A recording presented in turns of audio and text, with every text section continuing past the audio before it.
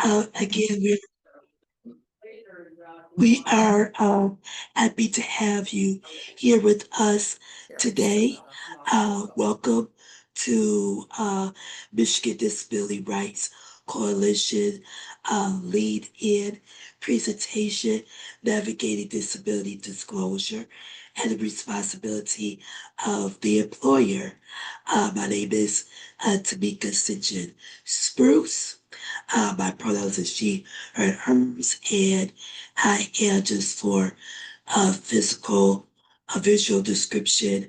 I am an African American woman, brown skin, wearing like a tan brown hat, and I have red hair. And so, again, today we're doing a presentation on navigating display disclosure and the responsibility of the employer. So let's get on to it. So we welcome questions. Please feel free to ask questions during our presentation. You can put it in the chat if you're in the Zoom, or you can, put it the comments on Facebook for those who's watching us on Facebook. Um, Also, we'll have times for questions at the end. So when we get to the end for questions, you can mute, raise your hand, or type it in the chat. Also, please add your preferred pronouns to your name. This will help our chat moderator. We also have ASL interpreter and live captioning being typed right now. We are being recorded and streamed live on Facebook. We also will upload the presentation to our YouTube channel, MDRC, or YouTube. Also, I will give visual descriptions of images. If I miss one, let me know, and we will send slides and a link to record to all those that have registered. And at the corner, my right side of the presentation is a cartoon of a woman citing hello. It is our mission, MDRC's mission, to cultivate disability pride and to strengthen disability movement by recognizing disability as a natural and beautiful part of human diversity while collaborating to dismantle all forms of oppression.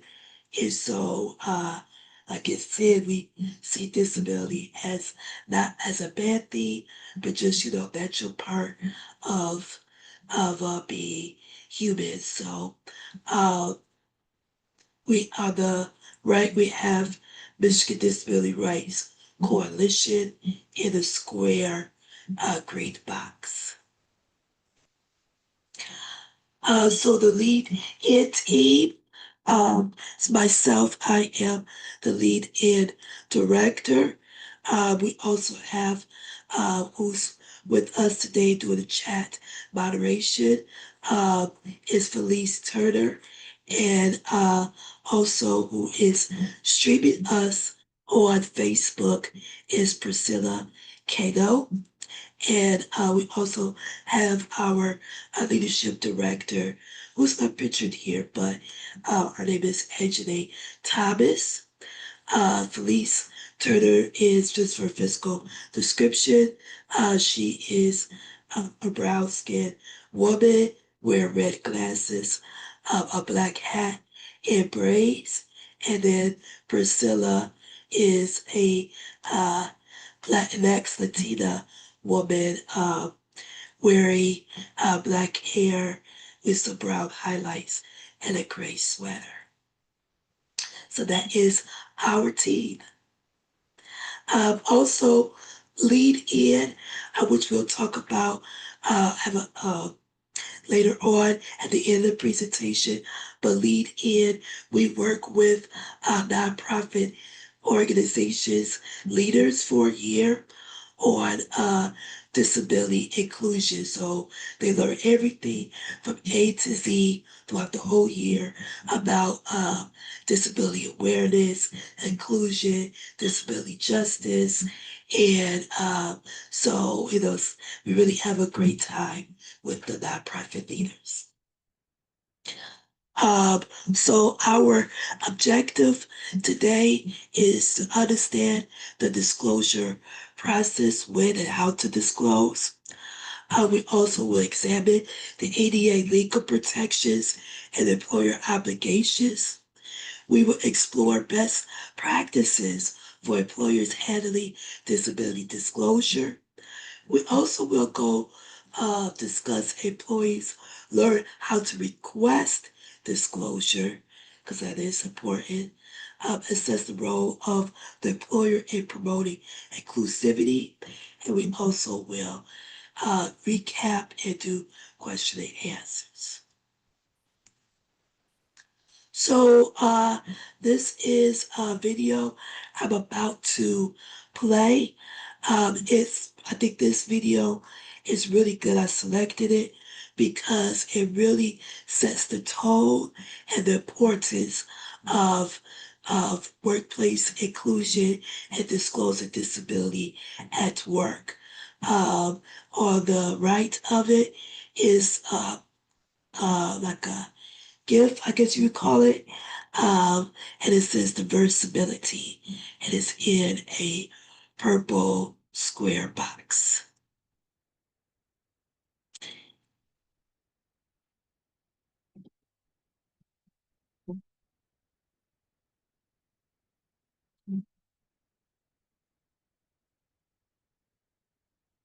Okay. Can you hear it?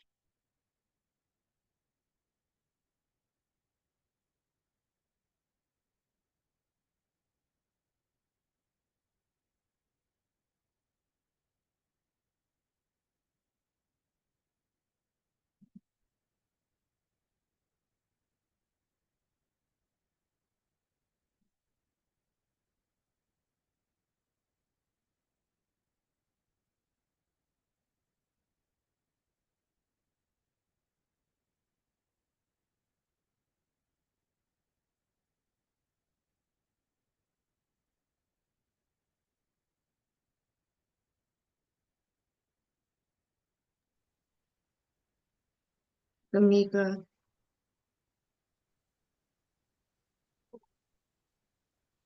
Tamika, we can't hear it. Okay. Just make it okay. Thank you for letting me know.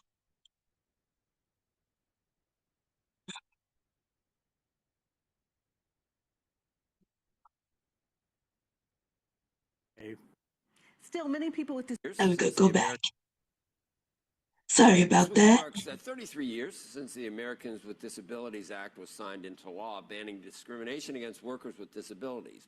Yet employees are often reluctant to disclose the disability. Sharon Epperson joins us now with some new findings. Hey, Sharon. Good morning, Joe. You know, a new report by the nonprofit Disability In recently surveyed 485 companies in 30 industries and found the vast majority, 93%, encourage employees to confidentially self-identify as having a disability. But most aren't doing it. Only 4.6% of U.S. employees at those companies self-identify as a person with a disability. Meanwhile, the prevalence of people with disabilities in the workplace is far greater, as high as 25%, according to a recent survey by Boston Consulting Group. Some employers, like PSEG, an energy company based in Newark, New Jersey, have initiatives to help foster more inclusion and encourage people with disabilities to bring their full selves to work. We'd be excluding a huge pool of potential employees if we weren't focused on that population, and not just bringing them in the door, but making sure they had the resources and the comfort that they need to feel included and want to stay. Still, many people with disabilities may stay silent, fearing stigma or losing out on a job or promotion. Disability rights advocate and author Emily Ladau, who I met with recently, says that can change.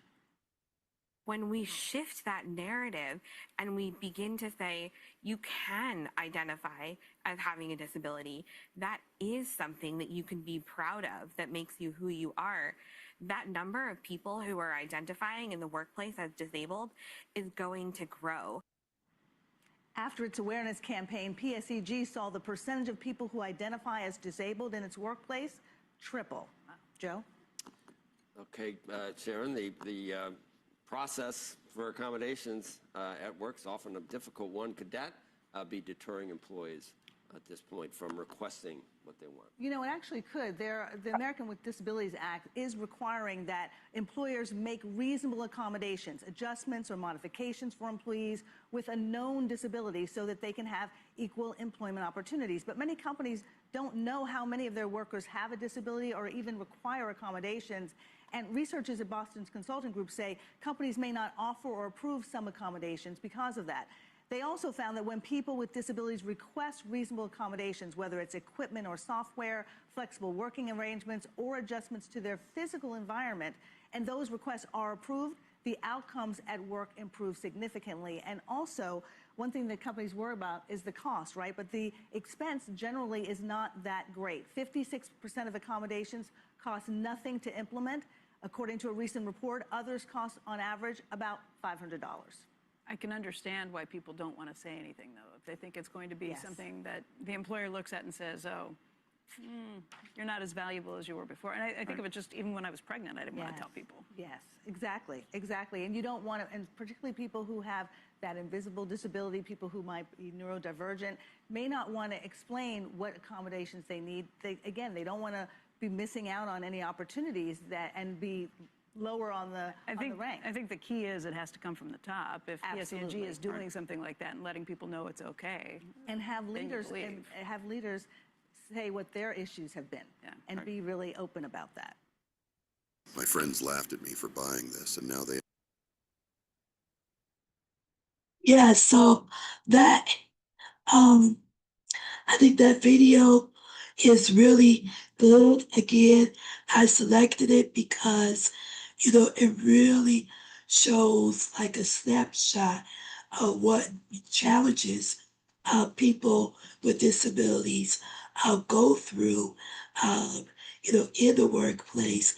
And one of those challenges is, of course, disclosing, that you have a disability.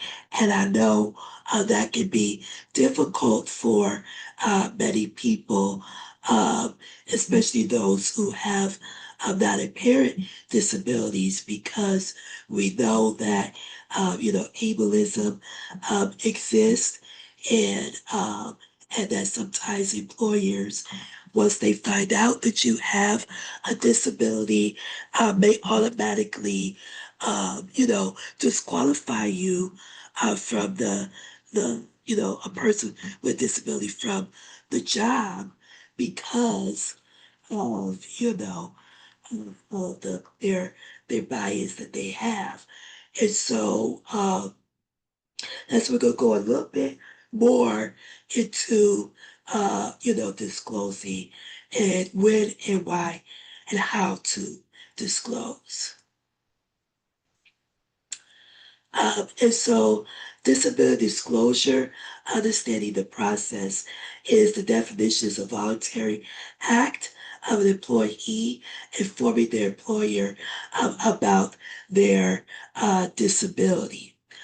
Again, the purpose is to enable access to accommodations and support in the workplace. So it's only when you, as a person with a disability, see something that you may need, assistance to be able to do your job more fully. That is the only time that you would, ask a disability, do a disability disclosure. Also, disclosures are protected under the Americans with Disabilities Act. So this is a right that you have in the workplace, that they cannot deny that to you. The picture here is like a working team and a, a white woman in the wheelchair. Disclosure is voluntary and it can occur at any stage of employment. So, that is also important to note. So even if you, let's say, you get hired and, and then you begin to see some of the challenges that you are facing, challenges to complete your uh, job duties. And those problems is because of, your disability, then you can request, accommodation. That's when you disclose. So you don't have to disclose necessarily right at the beginning of being hired. So that's also an important thing to note. Also, what happens for many people is they become, having difficulties, um, you know, they might acquire the disability as during them working or uh, to become because we can become people can become disabled at any stage. So let's say you have a surgery or whatever, and that changes the way that you might not be able to stand as long if you're in a job that requires for you to stand. And so at that time you can disclose, that I have a disability, due to having surgery, whatever. We'll go into the process in a minute about, what to say. But, as we know, people can become disabled any part of their life. So, you can request accommodations and you can disclose your disability at any moment throughout the stage of employment. Also, considerations can include workplace culture, needing for also needing for accommodations and timing. So again, you can disclose your disability and ask for accommodations at any time. Disclosures is often helpful when requesting specific support or accommodations. And this to the right is a picture of a working team, a white woman and a black man looking at their employer or a team member. Also with understanding disclosure process, understanding the employee perspective. Even when it comes to disclosing a disability, employees have a right to privacy and autonomy in disclosing. So, that's it's very important for people to understand because, like, from an employer or as, even if you hear whatever as a coworker, if somebody come to you and say, well, I'm having issues on my job, don't be like, well, why you didn't say anything beforehand and, kind of shame them into it, for bringing it up or, act like, their request isn't important or, it's discredited because they didn't say it up front of the hiring process or whatever the case may be. It's just understanding there, that person has a right to privacy and autonomy. And again, it goes back to why people don't disclose because of stigma, job security, and trust. Because if you say that you have a disability to a coworker or to an employer, you want to make sure that that doesn't get around to all the other people that work at the establishment. So that's why a lot of people don't even really like to say, disclose they have a disability and need accommodations. Um, So we need to create a culture that is supportive of disclosing, empower people to do that, and self-advocacy. And to the right is a picture, a cartoon of people with various types of disabilities, and it says job. Now we're going to get to the ADA protection and employer obligation. This is another great 2-minute video that disclose or that shares what the ADA Title 1, I believe, employer says. And then to the right is a GIF that says, I love the ADA in a blue circle. The blue circles with in a purple square box. Now we gotta go help people customize and save hundreds with Liberty Mutual. Maybe where's the golf cart? This is my handler, Samantha. She's a great person and a really hard worker. Sure, there are some things that make Samantha's experience at work a little different from her coworkers, but she always gets the job done.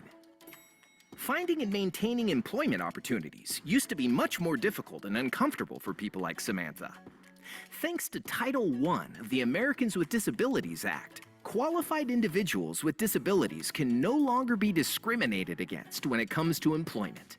You see, a qualified individual is someone that satisfies the skill, experience, education, and any other job-related requirements of the position sought or held. In addition, the individual must perform the essential job functions with or without reasonable accommodations. Title I of the ADA covers all private employers, state and local governments, employment agencies, labor unions, and joint labor management committees. Under Title I, employers are not allowed to discriminate on the basis of disability in recruiting, hiring, promoting, training, pay, and other aspects of employment. When an employer treats a qualified individual with a disability unfavorably because of their disability, that is disability discrimination.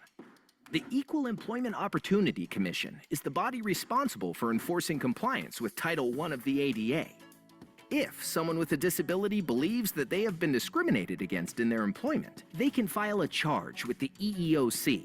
Charges may be filed in person, by telephone, or by mail. The EEOC will begin its investigation by gathering information from both parties involved. If the EEOC believes that discrimination has occurred, it will attempt to resolve the charge through conciliation and obtain full relief for the unfairly treated individual. It is important to note that an employer cannot punish an applicant or employee for filing a complaint with the EEOC or participating in any way with an EEO matter. Thanks to the protections offered under Title I, Samantha and I have been coming to work for as long as I can remember.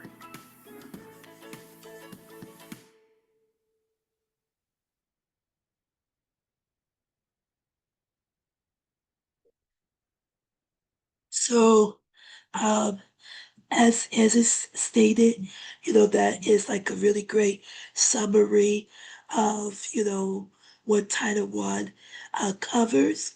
So, as many of you probably already know, the Americans with Disabilities Act, the ADA for short, is a civil rights law enacted in 1990. It defines disability as a physical or mental impairment that substantially limits major life activities. And so, as I always like to share, and whenever I do, speak, that disability is very vast. And so, if it's anything that limits a major life activity that you need some type of aid or assistance or medication for, that could be considered a disability. So, of course, we have physical conditions, but then also, we have a lot of non-apparent.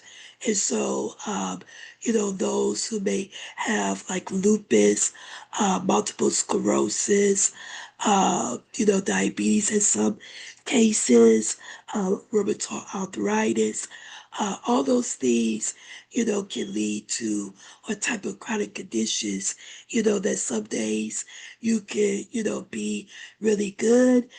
Some days you might not be so good. So people who may have those type of chronic conditions are not apparent. Sometimes, you're not able to see it, but they might be like flexible schedules or, those type of things. So that is also seen as a disability and is protected under the ADA. So I just want to make sure that is clear. It's just not people who have used wheelchairs or who's blind or deaf or who may have, some type of cognitive disability. It also applies to employers with 15 or more employees. But I just found out when I attended the Michigan uh, Civil Rights, uh, Michigan Department of Civil Rights Disability Summit that Michigan also has a disability rights law. And so if you have an employee, more than one employee, then you are still subjugated to providing um, the reasonable accommodations. And so that is according to Michigan law. I don't know about other states, what their state statutes are, but in Michigan, that is the case. So on the right, we have a cartoon GIF. It says disability rights are civil rights, and it's various people with disabilities.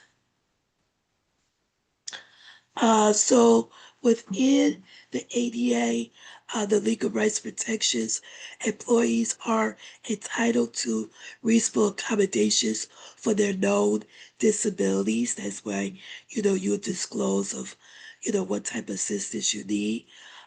Employers cannot discriminate in hiring, promotion, termination based upon a disability. As the video has indicated, harassment based on disabilities is also prohibited. So you cannot make jokes about, a person's disability, um, those type of things, because that can be seen as, harassment as well. And to the right, you have a picture. It's like a judge, uh, a gavel, a piece of paper on a clipboard, and they talking to the lawyer is talking to a person. Uh, the employer obligation is to maintain confidentiality of disclosed information. Also, they are obligated to engage in timely, good faith, interactive process with the employee. We'll get to the interactive process a little bit later on in this presentation, and also document discussions and decisions, which is also very important. And with the compliance and consequences, so if the employer decides not to follow through the process or say, oh, you don't have a disability, or, nothing's wrong, or why you didn't, disclose it when we hired you, anything like that, then you out of compliance. And so with the legal consequences of that is lawsuits, fine, reputational damage, Example of this is failure to provide reasonable accommodations leading to EEOC action, which the video has indicated. So if your employee and your employer is refusing to offer accommodations to you, then you have the right to go to the EEOC and go through the process of of reporting them.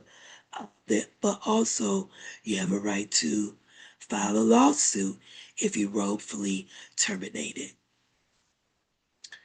And please, if you have any questions, I'm a not lawyer, so I'll do my best to, answer any questions as it pertains to this or anything in this presentation. So please put your questions in the chat.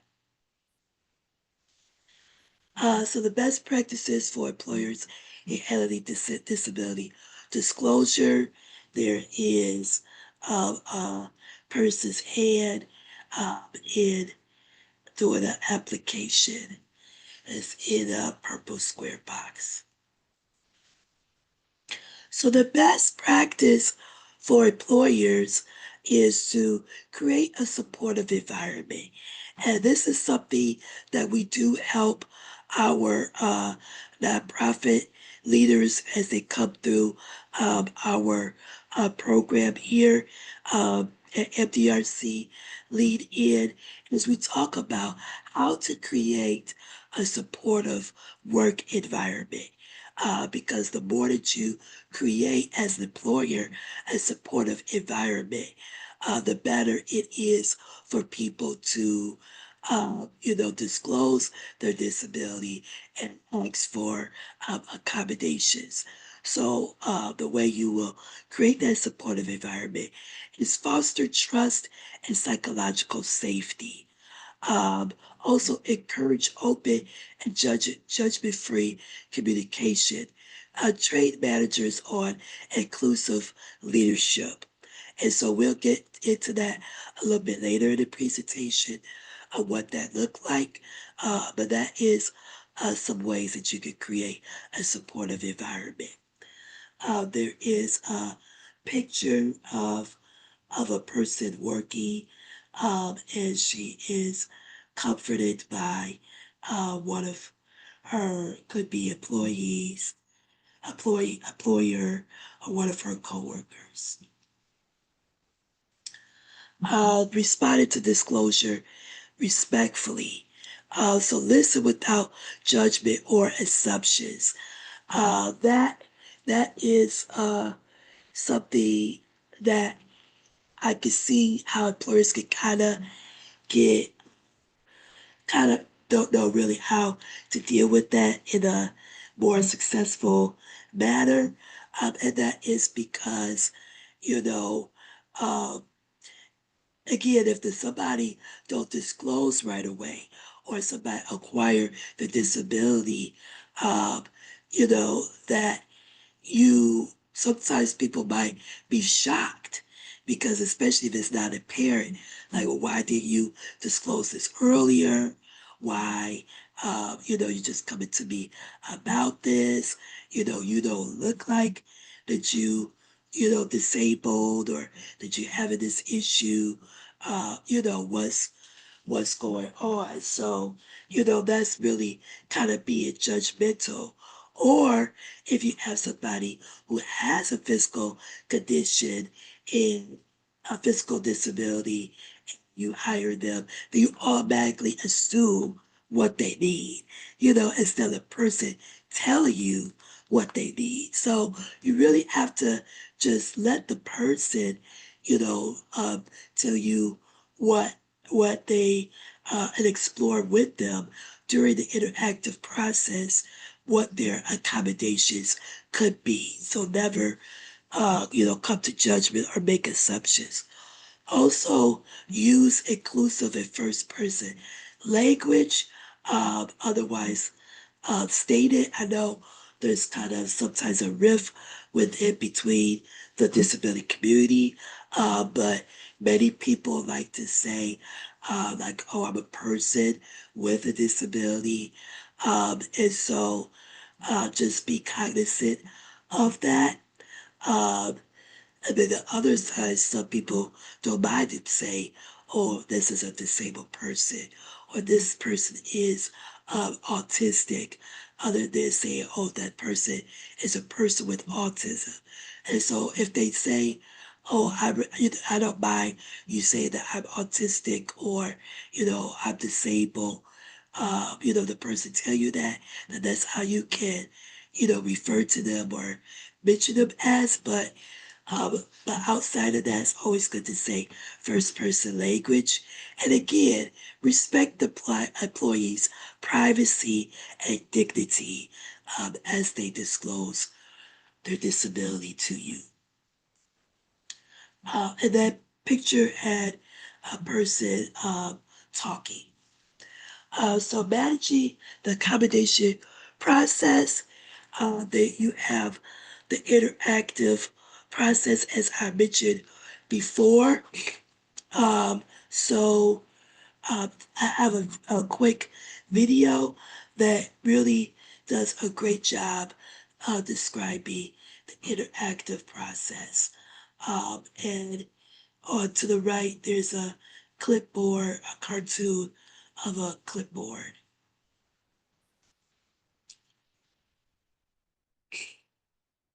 Watch what smoothies do to our body.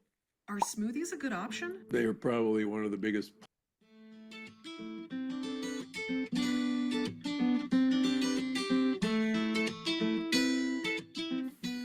The Americans with Disabilities Act, as amended, the ADAAA, provides protection for individuals with disabilities. The Amendments Act of 2008 broadened the definition of disability, meaning that more employers are having to provide reasonable accommodations for employees who disclose disabilities.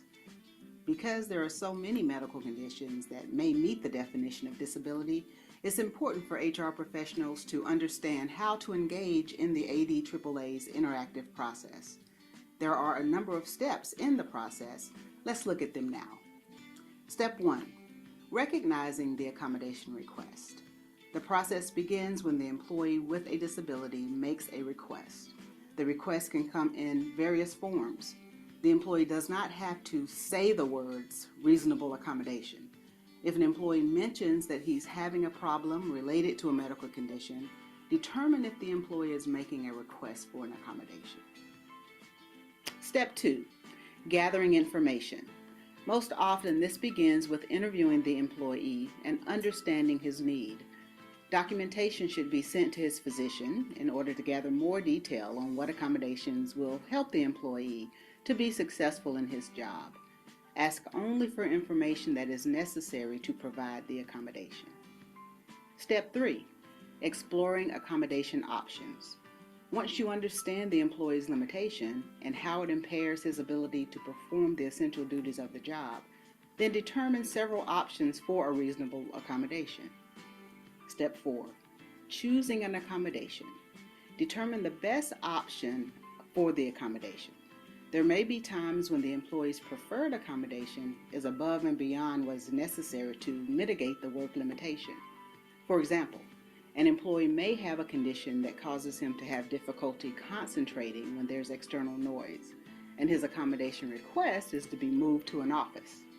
But providing a noise-canceling headset will satisfy the need. Implementing the accommodation. Ensure that the accommodation is successfully applied. If the accommodation involves equipment, it should be appropriately installed and available for the employee's use. Also, notify supervisors, managers, and other required stakeholders to make them aware of the accommodation. Step 6, monitoring the accommodation. Finally, make sure to periodically check in with the employee to ensure that the accommodation is successful and make any necessary adjustments. If you need to speak to me or any of my coworkers in the Advice and Resolution team, give us a call, email, or So yes, that is the process of the of how the employer should handle when someone needs accommodations. And so with the interactive process, excuse me, is it's good to use standardized forms and checklists to streamline the request. So that should be already, a company should already have those forms available to do that, go through that process, document interactions and provide clear timelines. It's always important and follow up to evaluate the effectiveness of the request. So, or of the accommodation is also very important to have.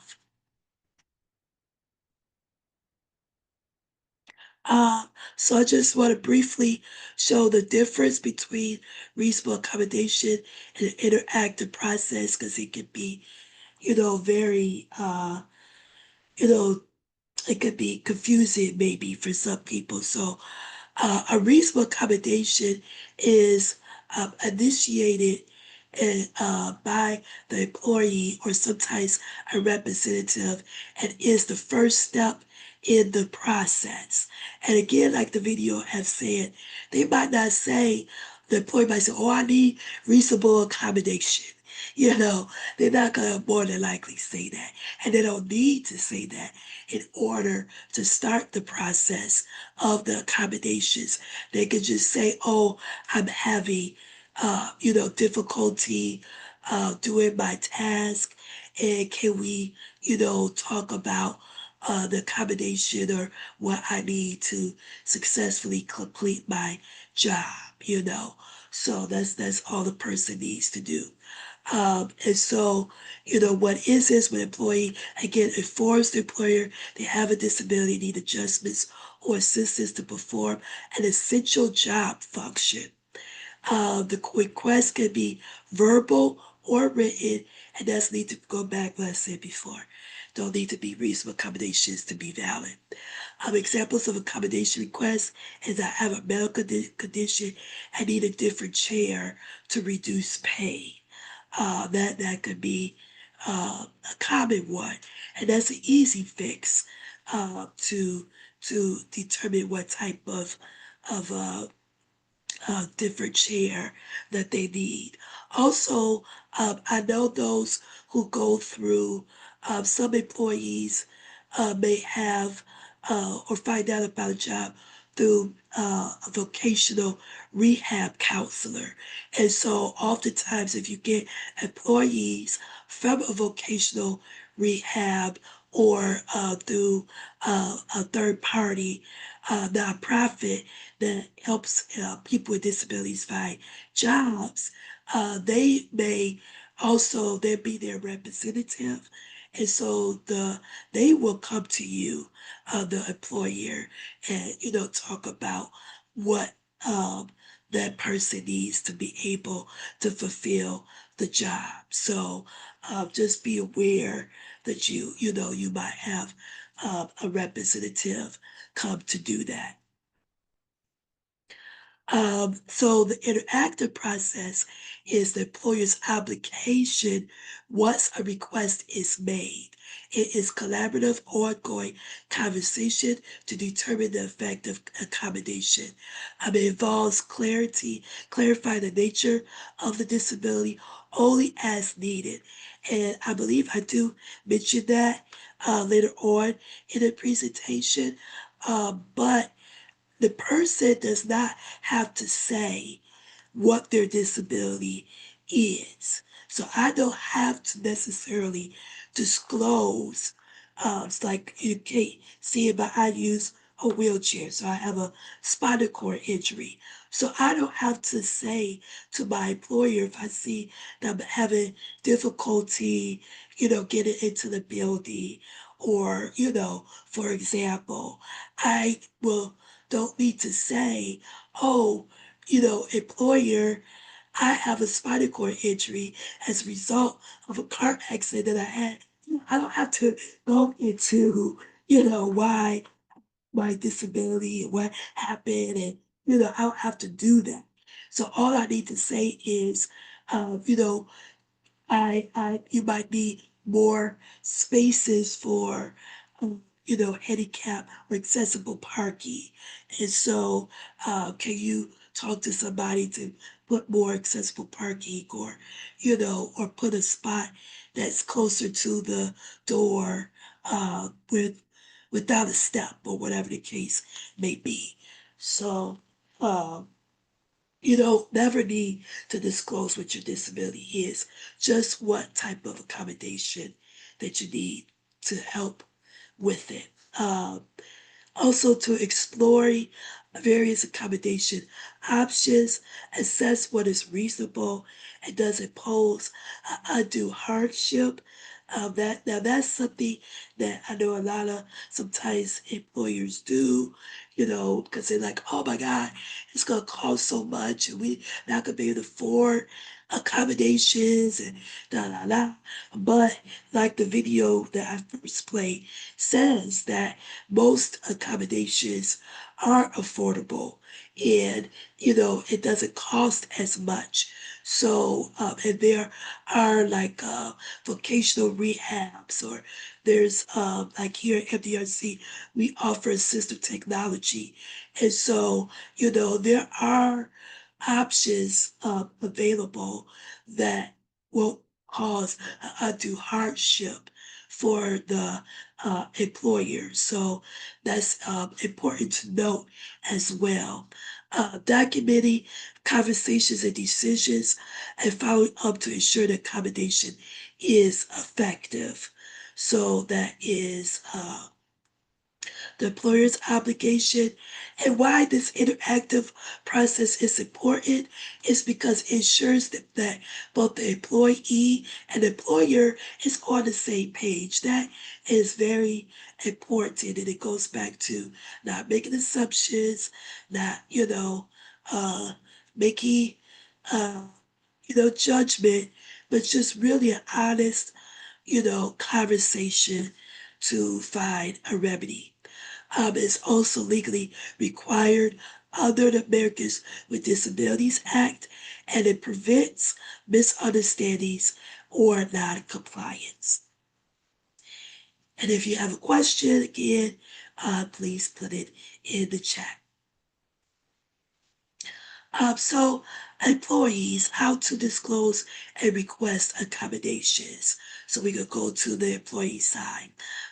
There is a picture here of two people, and they are in a purple square box, and they're like in a working at a desk. So as far as how to disclose a reasonable accommodation, and it's important as an employee, self-advocacy is important. Have to be able to advocate for yourself. And so if you are having trouble at work, or if you realize, that you're having some issues, don't be afraid to advocate for yourself and say, hey, I need these type of accommodations to do my job more effectively. And so, understand your rights under the ADA, which we already, have talked about. Recognize the barriers that impact your ability to work, that doesn't make you less than, or not able to do the job, because you're not able to sit comfortably in a chair, or because you may not be able to work at a loud, office, or whatever the case may be. That don't make you less than, doesn't mean that you're not able to do the job. You just have to, overcome that barrier through some type of accommodation. And so identify what accommodations may be needed is also important. It goes hand in hand to what I said before. Here is a great video about how to request reasonable accommodation. And before I click on that, to the right is to people sitting in like an office. They sit in chairs. This is what I'd do if I had to lose 20 pounds in 30 So days. about these Have you seen this commercials. guy? You know, the one that keeps telling us to. Hello, everyone. I'd like to share with you some of the ins and outs of requesting an accommodation in the workplace. Did you know that if a qualified applicant or employee has a disability, an employer is required to make a reasonable accommodation for that person? Reasonable accommodations are adjustments provided by an employer so that people with disabilities can enjoy equal employment opportunities. It is important to note that accommodations cannot impose an undue hardship on business operations, and employers are not required to lower quality or production standards to make an accommodation. For an employee, making an accommodation request should be pretty straightforward. There is no need to include or mention the ADA or use the words reasonable accommodation specifically. And a verbal request is just as valid as a written request. However, a formal request is beneficial because it leaves a paper trail. Let's look at an example of a reasonable accommodation. My friend Daniel is having trouble getting to work on time in the morning because of his medical treatments. To accommodate, Daniel's boss has agreed to let him come into work a little later every day. If an employee needs an accommodation for a hidden disability like Daniel, their employer may ask for reasonable documentation. However, there are two specific situations in which an employer should not ask for documentation for an accommodation. The first is if the disability and need for reasonable accommodation are obvious. And the second is if information has already been provided supporting the ADA definition of a disability and the need for reasonable accommodation. Another time that reasonable accommodation can be necessary is during the application process. For example, an applicant may request an American Sign Language interpreter for the in-person interview. When an employer considers an accommodation, their focus should be on the abilities and limitations of the individual, not on the name of a disability or a physical or mental condition. This is because people who have the same disability may have very different abilities and limitations. On the flip side, people with different kinds of disabilities may have similar limitations.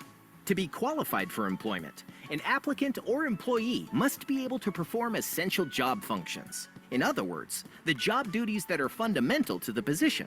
They are the reason the job exists. For example, if a person is hired to drive a vehicle, the ability to drive is an essential function because this is the reason the position exists. Well, that about wraps it up. Thank you for stopping by. I gotta get back to work.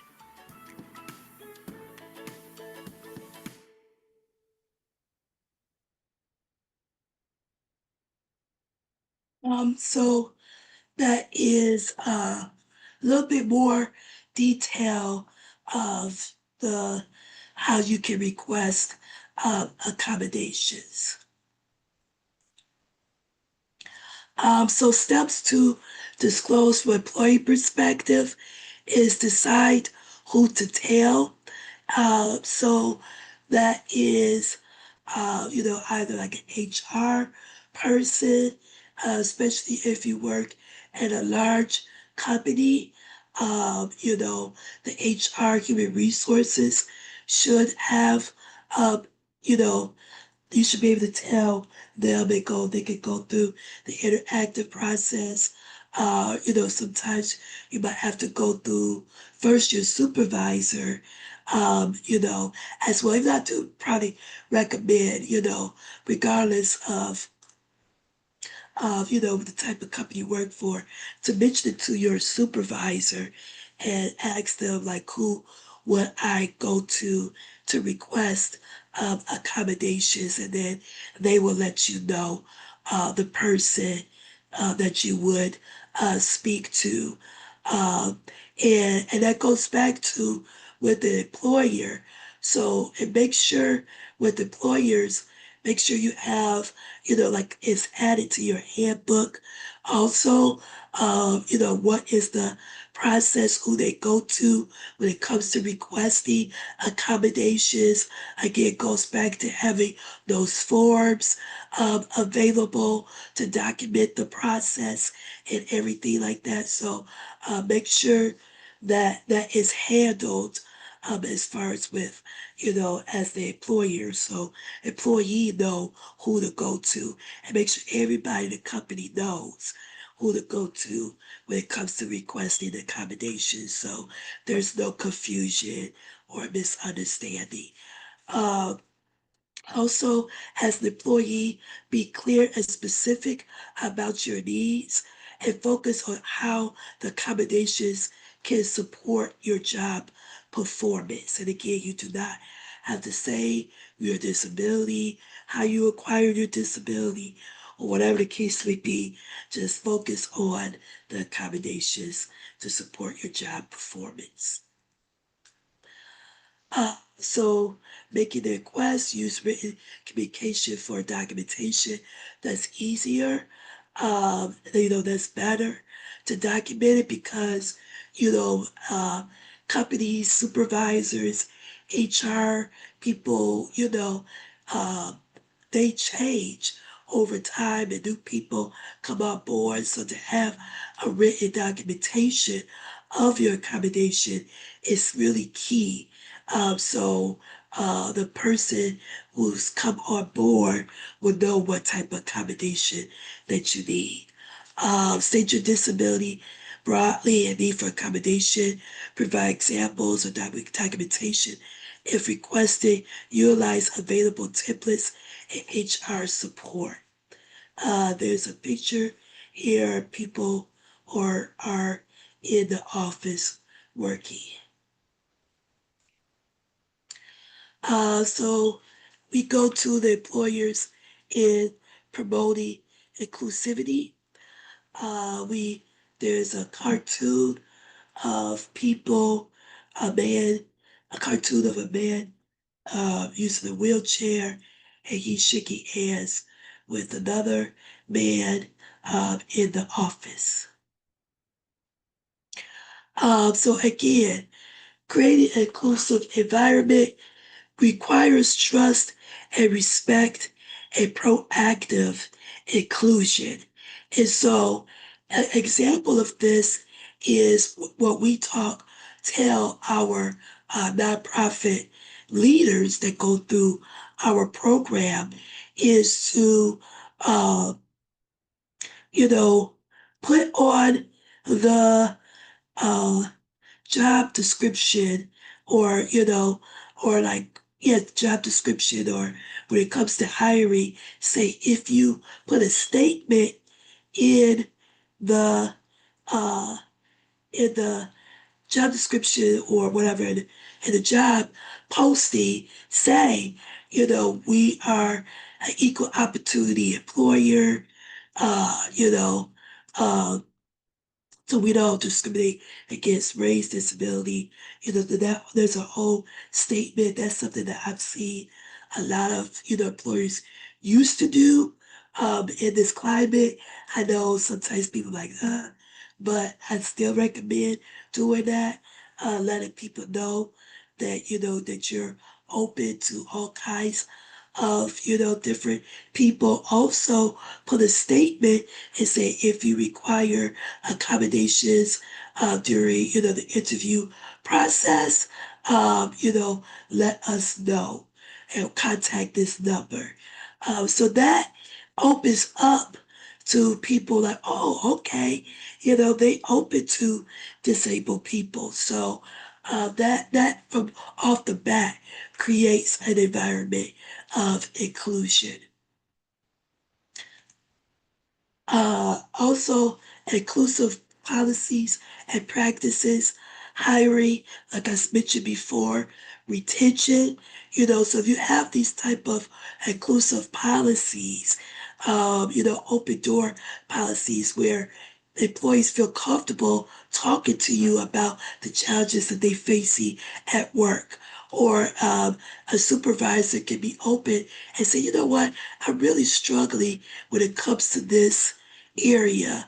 What do you guys, think about this? Or, I'm struggling, with reading and, just showing people that you're human, that you make mistakes, that, we want to create an atmosphere where it's teamwork and we can, work together to solve problems and celebrate, each other, really creates very much of an inclusive, work environment.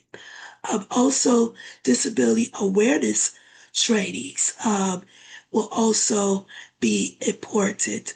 Another thing that we recommend to our nonprofit leaders is um, the ownership of requesting accommodations should not always be on the employee.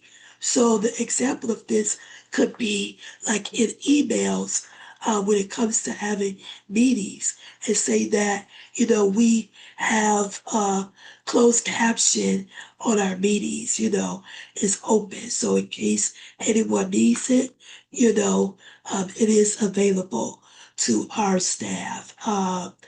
Another thing could be if you need, in emails, if you need accommodations, to work party that we're having, you know, let us know of food allergies that you may have or, or whatever the case may be. So just make, give it opportunities of say here's the accommodations that we're having, or if you need any assistance or need accommodations, let us know so we're able to provide those to you. So that is another type of inclusive policy and practices that workplaces can have.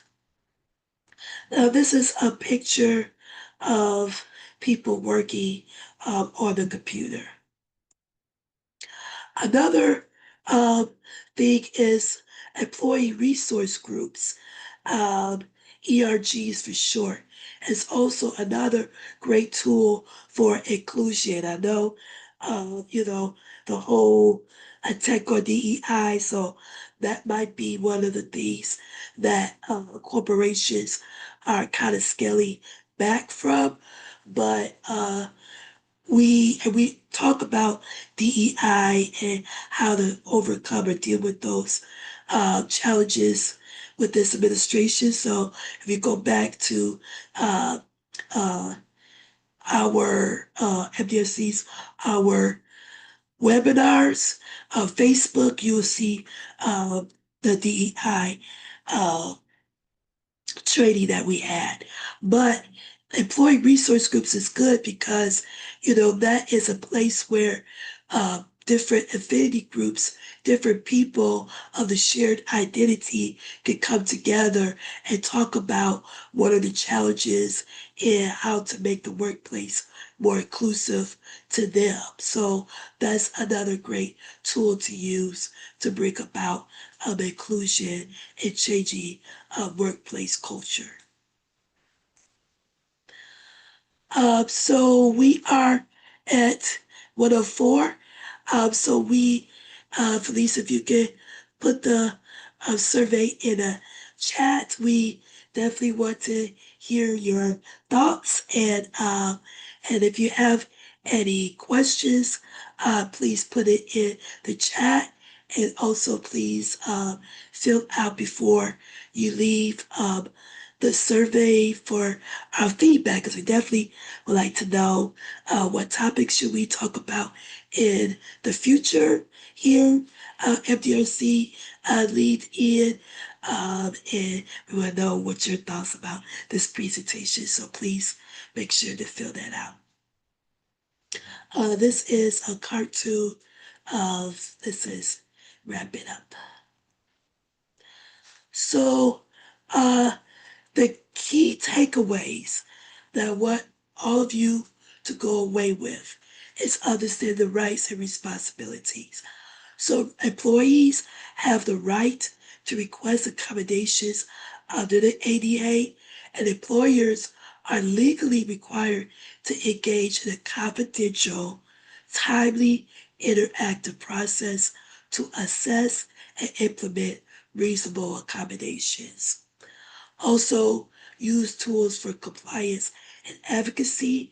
So you can utilize ADA checklists, accommodation request with templates, documentation guides to ensure a consist legal and a supportive approach to disability disclosure. I have some of those templates in this presentation. So I will, when I share them to you, you will have access to those documentation. Also promote inclusive culture. So fostering trust is important. Training leadership or disability inclusion and all different types of inclusion is important. Supporting open dialogue empowers employees to disclose and thrive when you create open dialogue while reducing legal risk and building a more equitable workplace because people with disabilities are talented and we have, a lot to give to the workplace. And so if you create an environment where we can thrive, the business overall will be, can be more successful because we are there. But I know when the places are not inclusive, a lot of talented people leave because their needs are not being met. There's a picture of a key to the right. So here is the ADA checklist. So this is ADA Title I checklist for employers. That's through JAN. This is a PDF file, and it ensures employer complies with employment-related ADA obligations, including non-discrimination, accommodation, confidentiality. Also, ADA reasonable accommodation checklist. So this is a guide for employers to the steps of handling accommodation requests and documentation. So I have a download Word file for that. For employees, I have linked here disclosing your disability in the workplace. So if you need further guidance on that, this is a great resource for you. And also how to tell employers about your disability, a guide to disclosure. So I have that for you as well. There is to the right a purple cartoon clipboard. Another resource and tool is a definitive guide to disability inclusion in the workplace. And also, another thing that we have our nonprofit leaders go through is disability justice audit toolkit. And again, to the right is the blue clipboard. So you can follow up with us with any questions. You can email me, Tamika@mymdrc.org, or Felice at mymdrc.org, Priscilla at mymdrc.org. We have a feedback form link. Also, we are here at Lead In. We are having a cohort coming up, so we are open for for nonprofit organizations in Michigan. So to go through our community of practice of our program.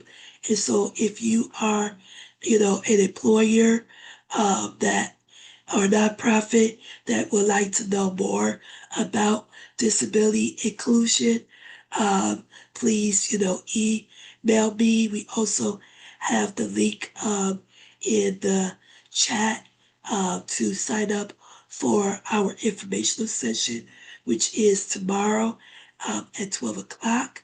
So you can reserve your space on the link, or you can register at the link, or you can also come back to Facebook this time, 12 o'clock tomorrow, Eastern Standard Time, to learn more about our program.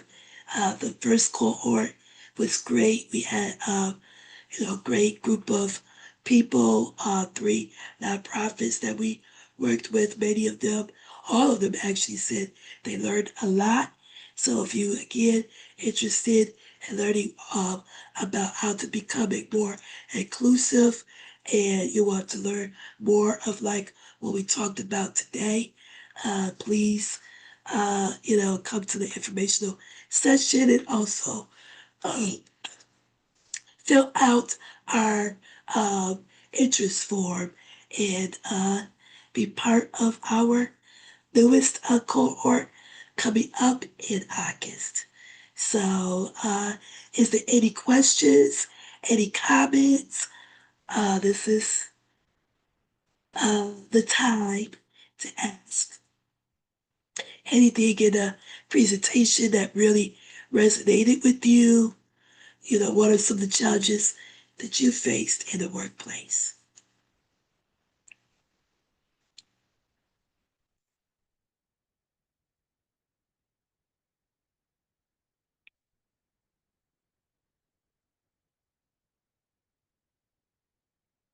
Any questions?